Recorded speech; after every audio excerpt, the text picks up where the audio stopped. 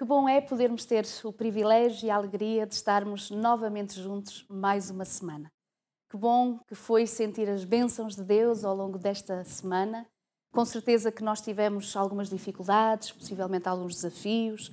Poderão haver alguns irmãos, algumas irmãs, quem sabe algum jovem que está com o seu coração ainda apertado nesta sexta-feira por alguma responsabilidade ou desafio que viveu ao longo da semana.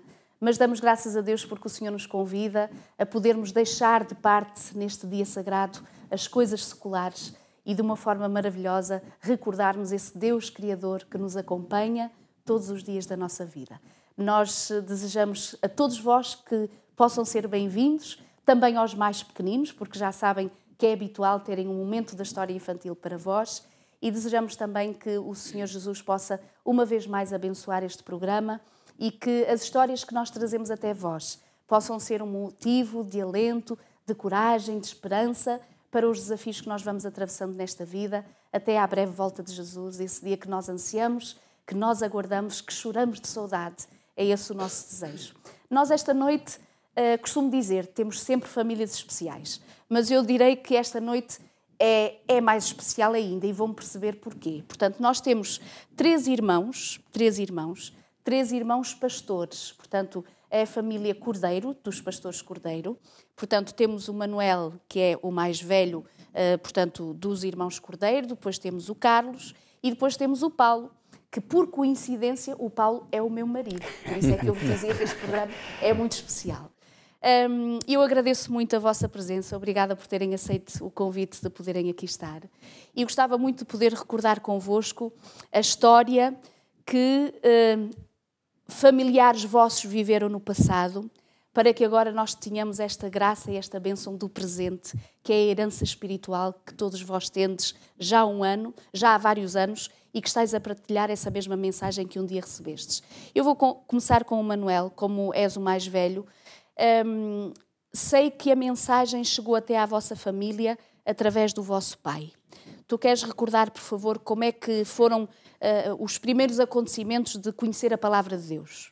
Bem, em traços gerais eu direi que ainda antes de eu nascer, 10 anos, o meu pai teve o primeiro contato com a Igreja Adventista do Sétimo Dia, por intermédio de um irmão dele mais velho, que foi para a tropa no Porto, em 1931, e lá teve como colega de tropa, de pelotão, de instrução, um irmão que era de Lisboa, Raul Leal. Ele tinha um irmão que foi pastor Manuel Leal, e então esse colega do meu tio, que era Abel Cordeiro, emprestou-lhe ou vendeu-lhe ou deu-lhe o livro O Grande Conflito, que naquele tempo tinha sido editado cá em Portugal com o nome Conflito dos Séculos. Então o meu tio trouxe-o aqui para a nossa terra, Alcanedo, do Conselho e Distrito de Santarém, e o meu pai começou a ler esse livro. E esse livro fez uma profunda impressão no nosso pai, de tal maneira que ele achou que tinha que romper com a tradição religiosa a que estava habituado, e com isso enfrentou muitos problemas, como vocês podem imaginar, para um tempo como aquele. E eu recordo, desde criança, que nós não fomos educados dentro da mesma linha religiosa que era naquele tempo, e sobretudo nas escolas primárias. E aquilo que ainda hoje eu me recordo é que admiro como o nosso pai, que não tinha a instrução que muita gente hoje tem, de ter entendido a mensagem desse livro e começou logo a propagá-la. Ele não fazia questão de propagar essa mensagem. Ele sentava-se no autocarro, naquele tempo chamavam-lhe as carreiras, de ir dali de Alcanedo para Lisboa, e a pessoa que ia ao lado dele ia ouvir a mensagem toda, desde o princípio até ao fim. Mas, ainda assim, eu devo dizer que tanto aqui em Portugal, mas sobretudo em Lourenço Marques, em Moçambique, no total de pessoas diretas, já não falo das indiretas. Ele levou mais de 30 pessoas a aceitar a mensagem adventista. Manel, eu recordo-me e conversando convosco, é uma das histórias que sempre conquistou o meu coração de experiência que o vosso pai teve. Portanto, o vosso pai era professor de instrução primária. Sim, professor de instrução primária, exatamente.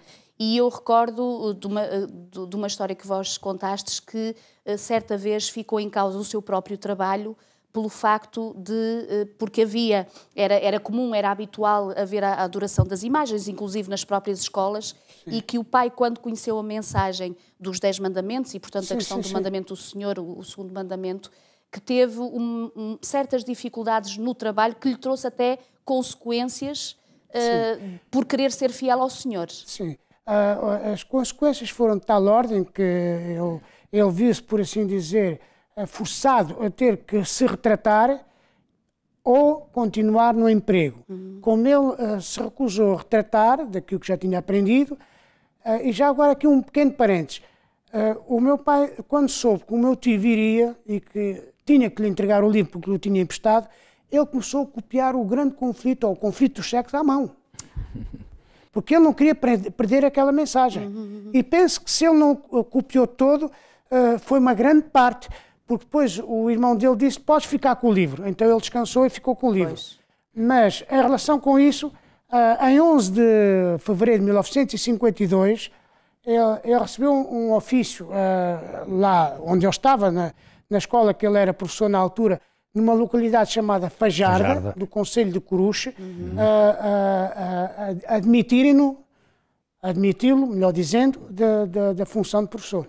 E ele teve que voltar para casa e ficámos ali, por assim dizer, cerca de 5 anos, numa condição muito precária, com muitas carências, com muitas necessidades, porque na altura éramos já 5 filhos e ele não conseguia encontrar emprego que lhe desse a oportunidade de ele guardar o sábado, até que finalmente ele teve que encontrar uma saída, sair de Portugal, nesse caso continental, como se chamava naquele tempo, e foi para Moçambique, onde já lá tinha 3 irmãos, os 3 irmãos mais velhos do que ele, porque o nosso pai dos irmãos, eram 4 rapazes e 2 raparigas, ele era o mais novo. Isto sem falar do mais velho que morreu com 26 anos. Buscar só um pormenor, Carlos. Quando nós falamos, portanto, de uma herança religiosa, como foi esta que o pai, por dedicação e fidelidade ao Senhor, quis viver e ser fiel a Jesus e por isso recebeu consequências daqueles que não aceitavam o ele permanecer fiel, ou assim diz o Senhor. Coloca-me também no coração uma pergunta em relação à vossa mãe. Portanto, ela tinha os desafios, como toda a mulher tem, de esposa, de mãe. Foi logo que a vossa mãe aceitou a mensagem ou demorou tempo a aceitar? Ela não aceitou logo e até certo ponto fez alguma resistência. E como houve uma altura em que o meu pai trabalhava fora e era destacado para outras localidades e nós ficávamos em Alcanede. E então houve uma altura que em que ela até patuava com as professoras, porque eu andava na escola, as minhas irmãs, uma também mais nova, 2 anos que eu, também andava. E havia uma outra, ainda 4 anos mais nova que eu. E então nós nunca tínhamos sido batizados na Igreja Católica. As pessoas descobriram... em consequência do conhecimento que o pai tinha tido. Que ele tinha. Exato. E então nós não fomos batizados. Eu não fui batizado na Igreja Católica, porque o meu pai, portanto, achava que aquilo, era uma farsa. Claro, consoante aquilo o batismo para ele deveria ser como Jesus Cristo. O de imersão. De imersão e a pessoa já tivesse consciência do que estava a fazer. E então, como ele estava fora, as professoras combinaram com a minha mãe a levar-nos à Igreja Católica, secreta, sem o meu pai saber. E fui eu e as minhas irmãs mais novas, eu tinha 8 anos, e fomos então os 3 batizados na Igreja Católica, com a conivência da minha mãe. Pois. Paulo, tu lembras-te depois, entretanto, e conversando com a mãe e sabendo destas histórias, e eu sei que a tua mãe, ela não tinha a preparação académica que o teu pai tinha, e sei que, mesmo com dificuldade em ler, o que eu me recordo da minha sogra, é que ela tinha sempre que estava e que podia, os momentos que ela tinha era para ler a palavra de Deus. Depois começou a ter dificuldade quando começou a deixar de poder ver. Eu sei que foi o pai que começou a ajudar a mãe a ensinar-lhe a escrever e a ler. Sim, foi, mas isso foi numa época... Que tu ainda, eu sei que, portanto, mas é para te dar a palavra também para em que eu ainda não tinha nascido, da história, exato. Portanto, mas a minha mãe, portanto, nunca teve o privilégio de andar numa escola. Na altura não era obrigatório, não havia escolaridade obrigatória, portanto a minha mãe nunca andou numa escola, o que quer dizer que ela não sabia ler nem escrever. Portanto foi o meu pai como professor primário que ensinou a minha mãe a ler e a escrever. Claro, ela escrevia com erros, eu desde tenra idade aprendi a decifrar aquilo que ela escrevia, e ela também lia com dificuldade, mas lia, e portanto sobretudo o que ela lia era a Bíblia e a escola sabatina. Então, e recordas-te pela história dos teus irmãos que te contassem quando é que a mãe começou a aceitar também a palavra de Deus? Bom, aí eles poderão contar melhor do que eu. Ser mais preciso. Portanto, Manuel, tu recordas-te? Eu poderei responder. O nosso pai acabou por ter que ir para Moçambique, como eu há pouco dizia. Embarcou em Lisboa no paquete Moçambique em 24 de agosto de 1957. E depois ele teve lá algum tempo sem ter trabalho. Finalmente o meu tio mais velho, de nome Carlos Cordeiro, deu-lhe emprego numa firma que ele lá tinha, que era a África Comercial, de venda de tecidos e outras coisas. E então o nosso pai mandava um cheque mensalmente para a minha mãe. Mas o nosso pai, sempre preocupado de nos ter deixado aqui, e quando escrevia, a carta era mais sobre o Evangelho. Exato. Do que notícias disso ou daquilo outro. E procurou saber, pelo pastor, na altura, que era presidente da União Portuguesa dos Adventistas do Sétimo Dia, o pastor Alberto Raposo, se havia algum pastor perto do Rio Maior, onde nós, na altura, estávamos a trabalhar e a estudar. E, entretanto, ele foi informado que havia um pastor nas Caldas da Rainha, o pastor Vítor Martínez, e então esse pastor Vítor Martínez veio nos visitar a Rio Maior. E pouco depois a minha mãe aceitou ser batizada e foi batizada em 27 de dezembro de 1958. E já agora devo dizer que, como o meu irmão estava a dizer, o Carlos, que ela ofereceu resistência, é verdade, mas a partir da altura em que nós mudámos todos para Rio Maior, e num ambiente diferente, porque era a família, sobretudo da parte Exato. Dela, que fazia pressão, e também alguns familiares do meu pai, então ela abriu-se, batizou-se, e foi a grande mola impulsionadora para nós, os filhos, aceitarmos também a igreja. Pela graça de Deus. E foi a partir daí que nós entramos na igreja.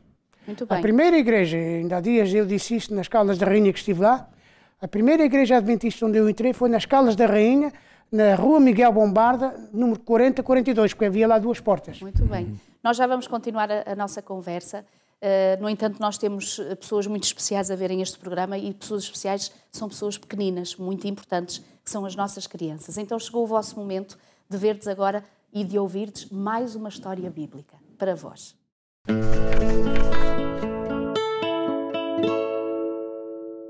Olá, princesas! Olá, príncipes! Preparados para mais uma história? Tenho a certeza que vão gostar. Hoje vou contar-vos a história de uma menina. Era uma menina que vivia em Israel com a sua família.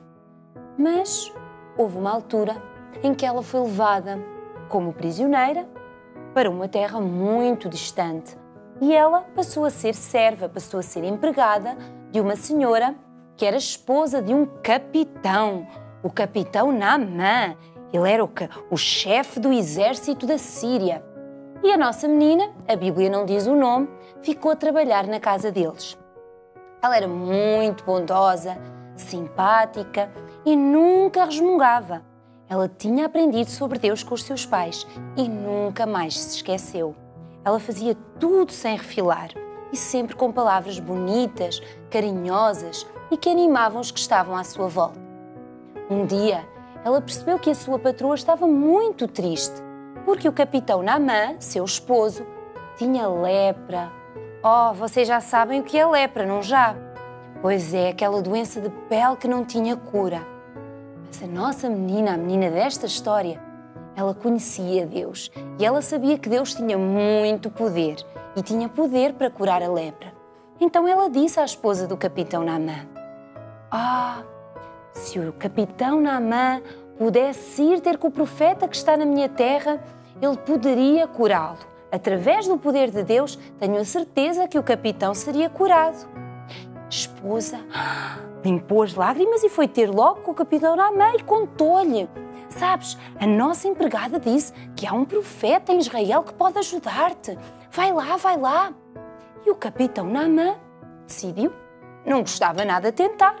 E ele então caminhou e foi até Israel. Foi procurar o tal profeta que, pelo poder de Deus, poderia curar a sua lepra. Então ele foi e o profeta mandou um mensageiro, o Geazi, para dizer ao capitão Naamã: olha, vai até ao rio Jordão e lava-te lá 7 vezes e vais ficar curado. O capitão Naamã não achou lá muita graça. 7 vezes? Porquê que era 7? No rio Jordão. O rio Jordão era tão sujo. Na minha terra há rios muito melhores e mais limpos. Porquê é que tem que ser no rio Jordão? Ele estava a duvidar. Mas os servos disseram-lhe: olha, se calhar não custa nada tentar. Se fosse uma coisa difícil, tu fazias, não fazias? És um homem corajoso. Então porquê é que não experimentas? Vamos até ao rio Jordão e experimentas. O capitão Naamã concordou e foi então até ao rio Jordão para mergulhar 7 vezes, tal como o mensageiro do profeta tinha dito. Então ele foi até ao rio. Querem me ajudar a contar? 1, 2, 3, 4, 5, 6. O capitão Naamã estava a ficar nervoso. E 7. Uau! Ele estava mesmo curado da lepra. Tinha a pele que nem um bebê.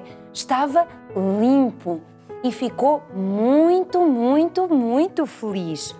Através de uma menina, Deus curou Naamã, porque ela foi um grande exemplo, porque ela não se envergonhou de falar de Jesus, não se envergonhou de dizer que tinha um Deus poderoso, um Deus capaz de curar a lepra. Sabes que tu também podes trazer muita felicidade aos que estão à tua volta. Não tenhas vergonha, sê como esta menina. Tem coragem? Fala sobre Jesus aos que estão ao teu redor. Jesus vai ficar feliz e, através de ti, fará grandes milagres pelos outros. Um grande beijinho e até às próximas histórias da Bíblia. Ficamos felizes que vocês tenham estado aí a escutar com atenção esta história tão bonita da Bíblia que nós encontramos e que Jesus deixou escrito para o nosso ensinamento e também para a nossa admoestação, para que realmente sejamos atentos às palavras de Jesus, para fazermos as melhores escolhas na nossa vida, para termos bons resultados e a bênção do Senhor. Nós continuamos com a nossa conversa. Entretanto, depois da mãe ter aceito Jesus, ter sido batizada, depois o vosso pai, que estava, portanto, entretanto, tinha ido para Moçambique, chama a vossa mãe e também alguns dos filhos que vão junto com ela. Queres recordar esse momento, Manuel? Nós começámos a frequentar a igreja de Caldas e, entretanto, ficámos à espera de ir para Moçambique, juntar-nos ao nosso pai, no âmbito de viagens pagas pelo Estado, que eram dos colonos. E foi isso que demorou mais tempo, nós nos juntámos ao nosso pai. Finalmente, recebemos uma comunicação para embarcarmos, isto em 18 de novembro de 1960, e em 14 de dezembro embarcámos em Lisboa, no paquete Império, e chegámos a Moçambique a 2 de janeiro de 1961. Portanto, na altura a igreja era na Avenida Pinheiro Chagas, só mais tarde se veio a comprar uma casa e adaptar essa casa para a igreja em Lourenço Marques, na Avenida 24 de Julho, e essa igreja foi inaugurada em 9 de março de 1963. Já lá estava, entretanto, o pastor Pedro Brito Ribeiro, que foi assumir a direção da União Angolana. Moçambicana. Moçambique, queria dizer. Mas antes disso, nós, sem eu nunca ter falado assim abertamente com o meu irmão Carlos, ou ele comigo, nós sentimos vontade e o chamado interior de nos prepararmos para o ministério. Porquê é que achas que surgiu esse desejo de... Foi mais para a maneira como o nosso pai nos falava, nas cartas e no testemunho que ele deu, etc, etc. Entretanto, nós aqui ouvíamos falar que havia o seminário em Colões, depois fomos para a África Sul e ficámos um bocado desgostados, como é que alguma vez podemos ir para Colões, que fica lá tão longe em França. Mas depois alguém nos disse lá em Moçambique que havia um seminário, ou um colégio, na África do Sul, que era o colégio de Helderberg, chamado Helderberg College. Entretanto, falámos primeiramente com o presidente que lá estava na altura, o pastor Manuel Joaquim Lourinho, mas, entretanto, ele não foi assim muito aberto. Pensou que, como nós não tínhamos grandes recursos materiais, que não queria talvez assumir um compromisso financeiro demasiado incomportável, eventualmente lá para a União Moçambicana. Mas, entretanto, surge o pastor Morgado, porque o pastor Lourinho foi para a Conferência Geral de 1962, já não voltou para Moçambique, depois o pastor Morgado ficou como presidente interino, e foi o pastor Morgado que foi o grande impulsionador, tanto para o meu irmão, o Carlos, como para mim, porque ele fez tudo para que nós fôssemos, e entusiasmou-nos a ir, que nós podíamos comportar nas férias e que nós iríamos conseguir vencer. E, de facto, assim aconteceu. Então, o meu irmão Carlos saiu de Moçambique, e isso ele poderá dizer melhor do que eu, em 19 de outubro de 1962. Eu, como estava a fazer o serviço militar, que naquela altura ninguém podia escapar, mesmo coxos e aleijados e mancos, e entretanto tive que aguardar... Então o Carlos começou primeiro os estudos do que o Manuel? Primeiro no colégio lá do Helderberg. Exato.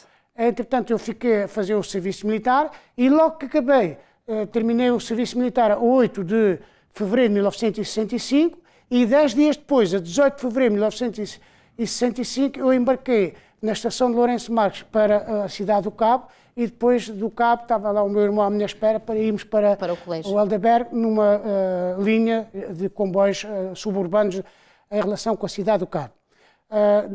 Devo dizer que já agora, por curiosidade, praticamente há 2 semanas, tanto, fez 50 anos que eu cheguei lá ao Helderberg e também fez 50 anos que eu conheci a minha mulher, a 21 de fevereiro. Na graça de Deus. Paulo, falar portanto, dos teus irmãos que, entretanto, tiveram este chamado vocacional, portanto, pela graça de Deus, de seguirem o ministério. Vós sois quantos irmãos ou quantos irmãos vós fostes? Porque eu sei que houveram alguns queridos que não sobreviveram e, portanto, o teu nascimento surge em consequência de quê? Eu gostava que tu falasses um bocadinho dessa história. Bom, portanto, como o meu irmão disse, eles partiram para Moçambique a 14 de dezembro de 1960, chegaram a Moçambique a 2 de janeiro de 1961 e logo, alguns meses depois, a minha irmã mais nova, foram todos os meus irmãos, excepto a minha irmã mais velha. Para Moçambique. Ficou cá em Portugal. A única que ficou cá em Portugal foi a nossa irmã mais velha, que ainda vive, a Fernanda, e ficou cá porque já era casada, já tinha uma menina, a Raquel, e entretanto, portanto, todos os outros irmãos partiram. Partiu o Manuel, partiu o Carlos, partiu a Isabel e partiu a Alda. Pois bem, a Alda, passado uns meses de lá terem chegado, adoeceu. Que idade é que tinha a tua irmã? Portanto, ela tinha 13 anos e faleceu com quase 13 anos e meio. Portanto, em 18 de maio de 1961, com uma pneumonia. Na altura não havia tratamento para a pneumonia, portanto ela adoeceu gravemente, talvez devido também à mudança climática. De recordar que quando eles saíram de Portugal ou do continente era inverno, dezembro, e chegaram lá a 2 de janeiro, quando é o pino do verão. Portanto, a mudança foi muito drástica. E, portanto, não sei se terá sido por isso ou por outras coisas, ela, passado mês, ela ficou doente e acabou por falecer, portanto, com uma pneumonia. E foi só depois da morte, portanto, da Alda, que depois a minha mãe engravidou de mim. E eu recordo-me que nos últimos dias antes de virmos de Angola para Portugal, em 1975, houve uma conversa entre o meu pai e a minha mãe, onde o meu pai disse claramente que eu fui o único filho desejado. Ou seja, o único filho programado. Não é tanto desejado, programado, talvez seja o termo mais correto. No sentido, se calhar, de tentar colmatar o vazio e a tristeza do falecimento da Alda. Portanto, e eu já pensei algumas vezes, não sei se estou certo ou não, Deus sabe, e um dia Ele me irá revelar se essa é a verdade ou não. Quem sabe se Deus não permitiu a morte da minha irmã para que eu viesse, se assim foi, não estou a afirmar que assim foi, atenção, mas se assim foi, e eu, cá no meu coração, é a primeira vez que eu estou a dizer isto em público, cá no meu coração eu entendo um bocadinho que assim foi, então eu sinto que Deus me chamou para uma grande responsabilidade. Ainda há pouco nós falávamos sobre a questão da limitação da mãe em ler ou escrever.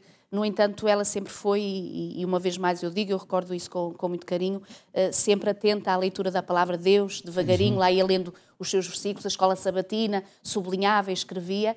E eu sei que quando ela estava grávida de ti, portanto, havia livros particulares que ela estava a ler naquele momento, que acabou por ser também a definir na sua mente o nome que te queria chamar. Ela disse-me, e disse-me isso várias vezes, que quando estava grávida de mim, que ela leu particularmente com mais afinco as epístolas de Paulo. E então ela ficou tão impressionada que achou que eu deveria ter esse nome. E acabei por ter esse nome. Quando eu nasci, o meu pai queria que eu me chamasse João, e a minha mãe bateu o pé e disse, não, é Paulo que ele vai chamar-se. Porque ela tinha no seu pensamento já resolvido com Deus, maravilhada pela palavra do Senhor do apóstolo Paulo. E eu, por essa razão, e é interessante que após a minha conversão, que se deu aos 27 anos, foi a parte da Bíblia que eu estudei mais afincadamente e que mais me tocou foi as epístolas de Paulo. E nessa altura agradeci a Deus por ter recebido este nome. Amém. Nome do qual muito me orgulho. Amém. Aliás, nós temos tido aqui algumas outras conversas com outras famílias e é interessante porque é importante, sem dúvida, o papel do pai, do sacerdote, que tem trazido realmente grandes bênçãos às famílias que nós temos aqui trazido, mas não é menos importante porque naturalmente tem que vir o nome da mãe, naturalmente tem que vir o nome da esposa, como aquela senhora ou mais intelectual ou menos intelectual, ou com mais trabalho ou menos trabalho, mas sempre presente na vida dos filhos e deixando uma herança na sua simplicidade, como foi a herança da minha sogra, portanto, da vossa mãe, de vos ter deixado o gosto pela leitura da palavra. E já agora, o nome Paulo marcou-me tanto, e sobretudo eu valorizei mais esse nome após a minha conversão, que um dia eu pus no meu coração, um dia que eu tenho um filho, esse filho vai se chamar Timóteo. E parece que conheço essa história. Porquê? Porque o apóstolo Paulo fala de Timóteo como sendo seu filho. E, portanto, se foi pela Bíblia que veio o meu nome, também foi pela Bíblia que veio o nome do meu filho. É verdade. O do teu filho primogénito e também depois do nosso filho mais novinho, o mais pequenininho, de 2 anitos, o Levi, que também é um nome bíblico. Dizemos nós um do Antigo e o outro do Novo Testamento. Bom, é nosso desejo, já agora aqui à parte, que o Timóteo seja um evangelista e que o Levi seja um sacerdote. Na graça de Jesus. Se o Senhor tiver para eles, é isso que nós ansiamos, que seja para trabalhar para o reino eterno. É o nosso desejo e realmente é esse o nosso alento. Nós vamos continuar a nossa conversa. Queríamos, no entanto, também incluir, como já é habitual e vocês já conhecem, o nosso momento de louvor, para cantarmos um bocadinho em família, convidarmos os amigos a estarem também neste momento de encontro da palavra cantada, porque é uma forma maravilhosa de nós falarmos das bênçãos de Deus. E gostávamos muito de recordar o hino 515, que era um hino que o Fernando Cordeiro, portanto pai da família Cordeiro, gostava muito também de cantar, Importa Renascer. E creio que é uma mensagem que todos nós também ansiamos e oremos por isso, que renasçamos todos os dias na graça e no poder de Deus. Então vamos cantar todos juntos o hino 515, Importa Renascer.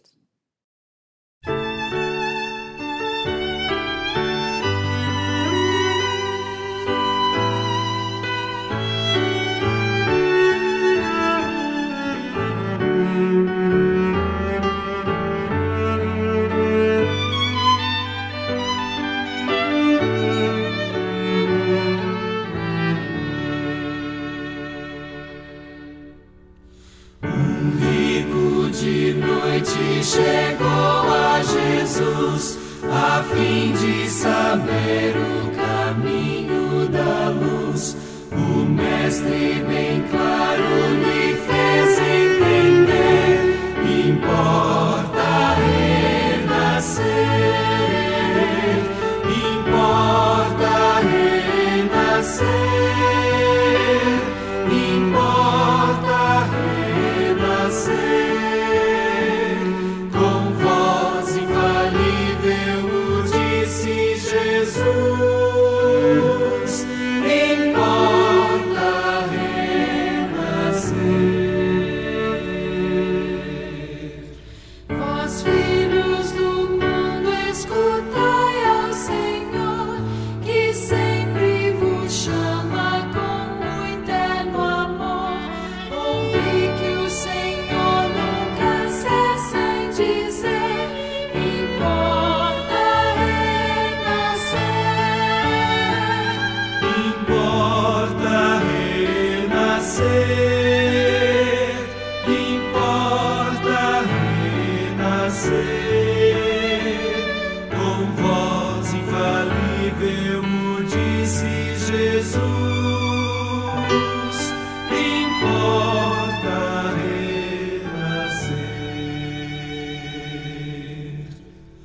Ó vós que no santo descanso de Deus quereis ter entrada e viver como os seus, deveis a palavra de Cristo atender, importa renascer, importa renascer,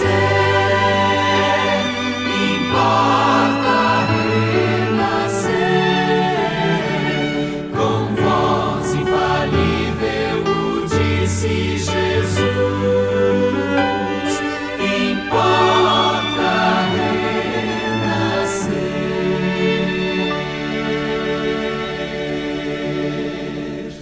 Desejamos muito que o Senhor nos ajude a poder cumprir na nossa vida aquilo que nós acabamos de cantar, que realmente seja uma oração constante e seja o desejo nosso de renascer diariamente para esta novidade de vida que o Senhor nos convida a viver a cada momento, para sermos cada vez mais semelhantes a Jesus, e eu creio que é esse o desejo de todos nós.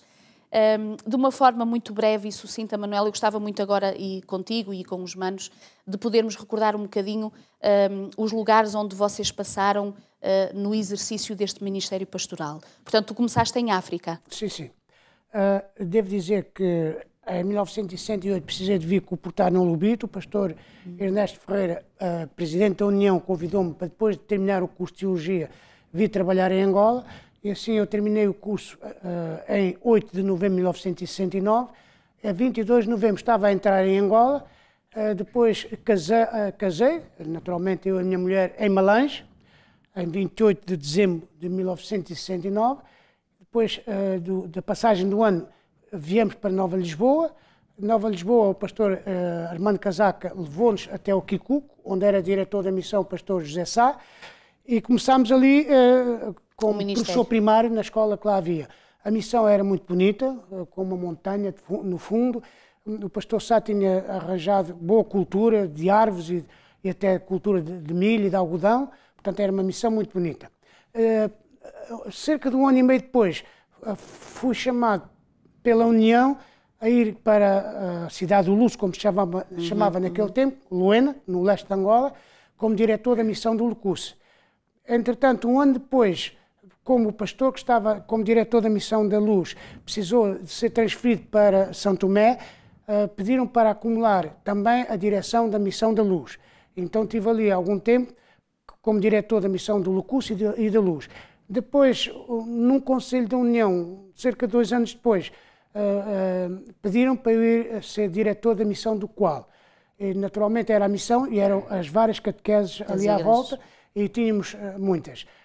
Terminei em Angola o meu ministério na missão do Qual. Depois viemos em 1975, devido aos acontecimentos políticos que sucederam naquele ano. Estivemos em Colões um ano porque estávamos numa indefinição, eu e outros que tínhamos vindo de Angola, e depois aqui entra mais uma vez o pastor Joaquim Morgado, que intercede no sentido de eu vir trabalhar nas publicações em Lisboa, a coadjuvar o pastor David Vasco. Isto porque eu tinha tido um chamado para ir para os Camarões e a minha mulher ficou muito assustada e começou a chorar. E o filho, pastor Morgado, o Paulo Morgado, disse ao pai, o pai intercedeu para que nós viéssemos antes para Lisboa. Fui colocado na igreja de Alvalade, tivemos ali mais ou menos um ano. Depois disso fomos para a igreja do Funchal. Do Funchal, 3 anos e meio depois, viemos para a igreja de Leiria. De Leiria fomos para a igreja de Aveiro. De Aveiro viemos para a igreja de Coimbra. E, naturalmente, que tivemos alguma, como é dizer, trabalho em relação aqui com a igreja das Toregas, onde nos encontramos. Depois de Coimbra, além de Coimbra, tinha Serpins, tinha também Pombal, e fui de Coimbra para Castelo Branco, onde fiquei com a igreja de Castelo Branco, Atalaia do Campo e Fundão, e uma vez por mês também ia à Guarda. Depois de Castelo Branco, viemos para Caldas da Rainha, em 2002, ali estivemos 6 anos, com Caldas da Rainha, Peniche e Cadaval, e depois de Caldas da Rainha viemos para São Jorge e Alcanena, em 2008, e São Jorge, terminei o meu ministério lá o ano passado, a 31 de dezembro de 2013, mas a União pediu-me para eu continuar como emérito no âmbito voluntário com o grupo de Alcanena. E tenho continuado ainda com a Alcanena. Não de uma forma tão exaustiva, mas eu recordo, Carlos, e creio que algumas famílias nos poderão ver também, daquelas que estiveram na África do Sul e, portanto, que estavam nas igrejas de expressão portuguesa. Tu, durante vários anos, exerceste ministério nessas igrejas de expressão portuguesa. Exatamente. Eu, portanto, acabei o meu curso, recebi um chamado para trabalhar na Conferência do Transvaal, como era chamado lá, a conferência, e trabalhei lá durante alguns anos. Trabalhei com portugueses e não só. Trabalhei também, depois voltei para Cape Town, estive lá 7 anos a trabalhar na cidade do Cabo, na nossa publicadora. Voltei outra vez para uma das igrejas de expressão portuguesa e ao mesmo tempo tinha também uma de expressão inglesa, e estive ali alguns anos a trabalhar. Dali recebi um chamado para vir para Portugal. E então a primeira igreja que eu servi em Portugal foi a de Espinho, que incluía a Oliveira das Meias. E depois começámos também, no meu tempo, abriu-se o grupo em Santa Maria da Feira. Dali recebi um chamado para ir para a Madeira, onde trabalhei na igreja do Funchal, Caniço e também de Porto Santo. Dali fui para o Alto Alentejo, Porto Alegre, que incluía a igreja de Ribeira de Nisa e também o grupo de Nisa. Dali fui chamado para Tomar e ali trabalhei em Tomar, servi à igreja de Tomar, em Troncamento e Abrantes. E no meu tempo, a igreja de Tomar, portanto, nós abrimos o trabalho na Sertã. Abrimos lá uma salinha na Sertã, embora na altura até foi um bocadinho difícil, porque os nossos dirigentes achavam, pronto, uma renda de 200 contos na altura era dinheiro, e então a igreja ajudou um pouco com a renda e pronto. Não havia muita gente no princípio, mas graças a Deus que aquilo depois cresceu. Dali, portanto, de Tomar, fui para Santarém. Fui para Santarém, ali estive mais 5 anos em Santarém, com Santarém, São João da Ribeira e Rio Maior, e o grupinho de Aveiras de cima, e depois, eventualmente, chegou a idade de eu me reformar, mas mesmo assim a União pediu para eu continuar. Então continuei, fui ajudar um colega que andava doente, não é? E finalmente ele ficou de baixa e eu fiquei com a igreja de Salvaterra de Magos, Benavente e Almeirim. E Almeirim continuei sempre, até agora, a nível voluntário. Entretanto, fui pastor também da igreja de Valqueimade e capelão do lar ali de Lapissul, como é chamado. E então, e agora continuo como o Manuel. Exato. Ele voluntário em Alcanena e eu voluntário em Almeirim. Só gostaria de dar aqui um pormenor. Enquanto eu estive no Funchal de 77 a final de 1980,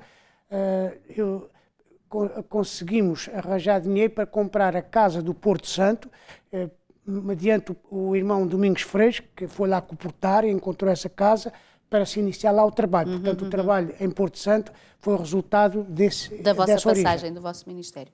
Paulo, poderíamos dizer que tu parecias aquele que não ias entrar, portanto, no ministério pastoral. Tinhas dos irmãos rapazes, Tu tinhas feito a enfermagem, portanto, já eras enfermeiro, já há alguns anos. Queres contar, assim, de forma sucinta, o porquê de teres depois também seguido o ministério pastoral? Bem, eu claramente devo dizer que durante alguns anos, e eu reconheço isso e reconheço claramente que fui a ovelha ranhosa da família. E fui a ovelha ranhosa da família porque fui muito rebelde e eu lembro de uma vez de alguém me dizer: então, mas tu não gostarias de seguir o ministério dos teus irmãos? E a minha resposta imediata, direta, agressiva foi: já tenho 2 irmãos, chega muito bem. Bom, mais tarde tive que engolir essas palavras e tive que pedir perdão a Deus por ter dito isso, e ainda bem que o fiz.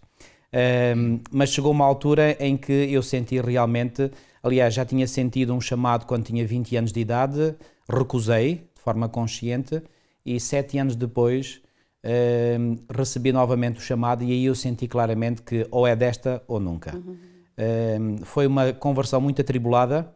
Entretanto, depois de ter feito o curso de enfermagem, fiz o curso de psicologia, não cheguei a acabar, e devido a uma série de circunstâncias eu rendi-me ao Senhor, e aí é que eu comecei a conhecer Deus pessoalmente, e foi toda uma mudança que só posso louvar a Deus por isso.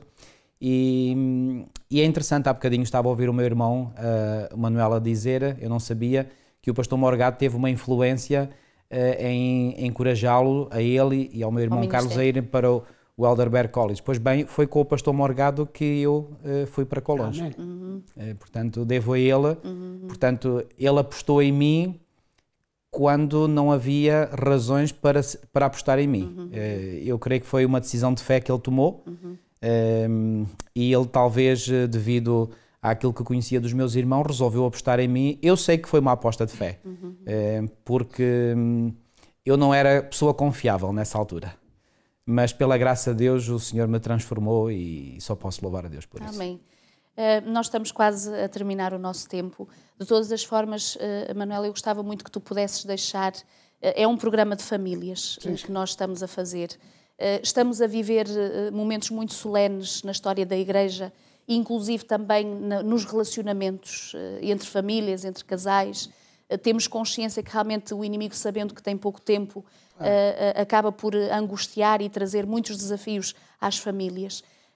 Daquilo que foi o teu percurso de ministério até este momento, daquilo que conhecias de uma igreja do passado, a constatares uma igreja no presente, qual seria o apelo que tu deixarias às famílias? Bem, o meu apelo sincero é que os pais são os principais instrutores dos seus filhos. Infelizmente, pelas condições atuais, em que o marido e a esposa têm de trabalhar fora, muitas vezes essa educação é, por assim dizer, feita pelas monitoras ou pelas, como se chama... As educadoras. Educadoras de infância, etc, etc. Mas o pai e, sobretudo, a mãe é que devem ser os professores dos filhos. E já agora, devo dizer que eu conheci a minha mulher em 21 de fevereiro de 1965, ela chama-se Margarida Ondina Pereira, lá era conhecida por Guida Magalhães no colégio, ao casar adotou o nome de Cordeiro, e ainda nós a namorámos, decidimos que ela não trabalharia fora para dar educação aos nossos filhos. E pela graça de Deus, apesar de eles terem os seus defeitos, e nós como pais também temos tido os nossos defeitos, pela graça de Deus, os meus filhos estão todos na igreja. Se calhar, Paulo, se tu quiseres dar uma palavra de bênção e também de orientação espiritual para as famílias que nos escutam nesta hora. Bom, as últimas palavras que eu gostaria de partilhar são estas. Eu creio que a razão principal de programas como este é de nós podermos recordar os nossos antepassados, mas com objetivo. Não apenas de fazer aqui, digamos, contar histórias saudosista, ou fazer um entretenimento para entreter os nossos irmãos neste início de sábado, mas eu creio que a grande lição que nós devemos deixar não só deste programa com a nossa família, mas com outras famílias, é de poder recordar a fé dos nossos pais. Exatamente. Amém. E, portanto, ao lembrarmos os nossos pais, nós podermos ter o desejo de poder viver a fé que eles viveram e até, se for possível, pela graça de Deus, suplantar essa fé.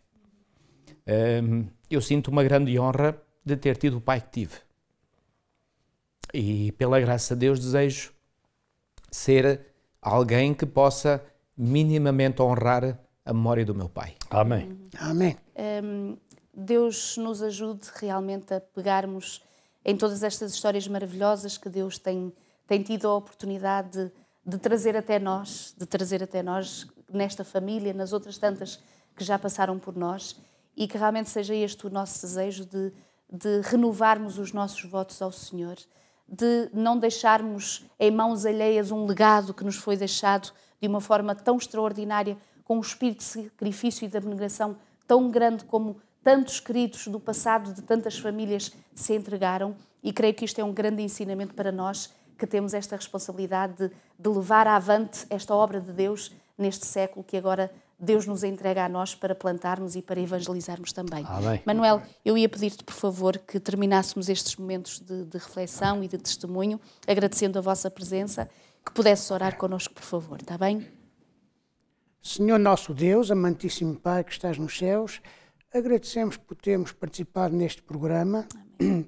Senhor, louvamos-te acima de tudo como nosso Criador, Amém, Senhor. Nosso Salvador, e até hoje, depois que nos deste a vida que possuímos, a tens mantido, a tens preservado e nos tens abençoado.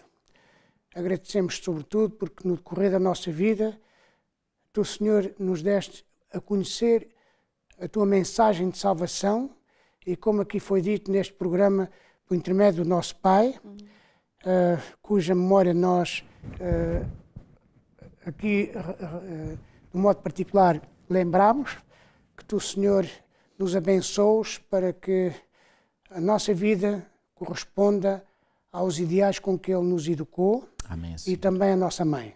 Amém. Que os nossos filhos e os nossos netos sigam também por este caminho, para que um dia estejamos na gloriosa e grandiosa eternidade. Amém, e a todos aqueles que assistirem ou observarem este nosso programa, sinto um incentivo para serem fiéis até estarmos com Jesus na Pátria Celestial. Que assim seja. Pedimos no nome santo e bendito de Jesus. Amém. Amém. Amém. Deixamos um abraço amigo para todos vós. Já sabem, nos encontraremos daqui a 15 dias, na graça de Deus, e agora numa nova região eclesiástica. Terminamos este conjunto de famílias aqui na região eclesiástica Centro e iremos, daqui a 15 dias, encontrar-nos com uma família agora da região eclesiástica de Lisboa e Val do Tejo. Que o Senhor nos abençoe, que o Senhor vos conceda um sábado muito feliz.